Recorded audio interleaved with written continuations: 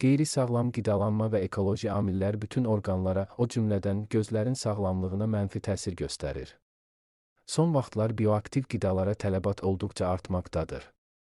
Bitki mənşəli bioloji aktivliyə malik həmin məhsullar kapsul, tablet, toz, sirop və digər formada hazırlanır.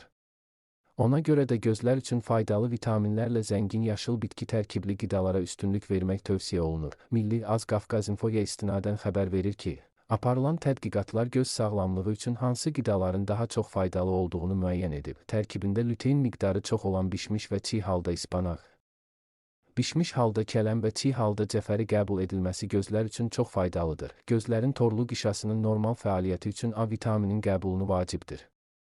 Həmin vitaminin çatışmazlığı gözlərdə toyuq korluğu adlanan xəstəliyin inkişafına səbəb olur. Gözdə yaranan problemlərin qarşısını alan vitaminlərdən biri də omega-3 yağıdır. Omega-3 yağ turşusu görmə qabiliyyətini yaxşılaşdırır.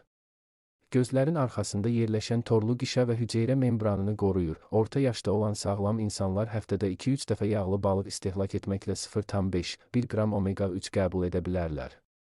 Tədqiqatlar balıq yağının quru göz sindromunu müalicə etdiyini göstərib. S vitamini ilə zəngin meyvə və tərəvəzlərin gözə faydası çox böyükdür. Portağal və limon S vitamini ilə zəngin olduğuna görə göz əzələlərinin tonusunu tənzimləyir və damarları möhkəmləndirir.